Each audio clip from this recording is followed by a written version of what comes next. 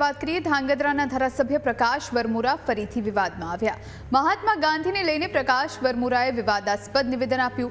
વિડીયોમાં પ્રકાશ વરમોરાએ કહ્યું, ગાંધી પણ દારૂ પીતા હતા। આત્મચિંતન અને ઉપવાસ કરીને આપણી અંદરની ભાવ શુદ્ધિ કરી લેવાની। ધારાસભ્યએ પોતાના ફેસબુક પેજ પર આ વિડીયો અપલોડ કર્યો।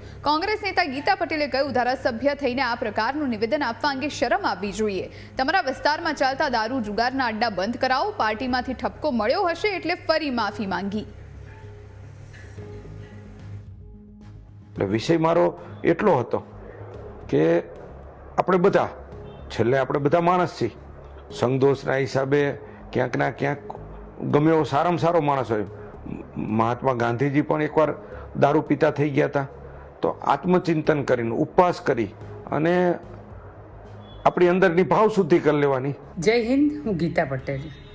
તાજેતરમાં જ મેં હમણાં 2 દિવસ પહેલાં એક વિડીયો મૂક્યો હતો અને ધાંગધ્રાના ધારાસભ્યએ જે ટિપ્પણી કરી એ બાબતે કે અમારા પાર્ટીની અંદર દારૂ પીનારા લોકો, વ્યભિચારી લોકો અને જુગાર રમતા લોકો અમારી પાર્ટીની અંદર છે। એના મને એવું લાગે છે કે એ વિડીયોના માધ્યમથી કદાચ ઉપરના નેતાઓ, એમના જ પાર્ટીના લોકોએ એમને ઠપકો આપ્યો છે અને ફરીથી એમને માફી માંગી।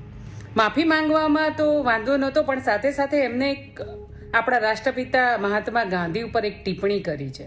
તો મને એવું થયું કે કદાચ ધારાસભ્ય બોલ્યા છે કે વાત સાચી હશે કે ખોટી હશે। તો અત્યારે સ્માર્ટફોનનો જમાનો છે, ચેટ જીપીટીનો જમાનો છે। તો મને એવું થયું કે લાવને જરા સર્ચ કરી લઉં કે વાત સાચી છે કે ખોટી છે। કોઈના ઉપર આક્ષેપ લગાવતા પહેલાં એકવાર આપણે પણ ચેક કરી લેવું જોઈએ।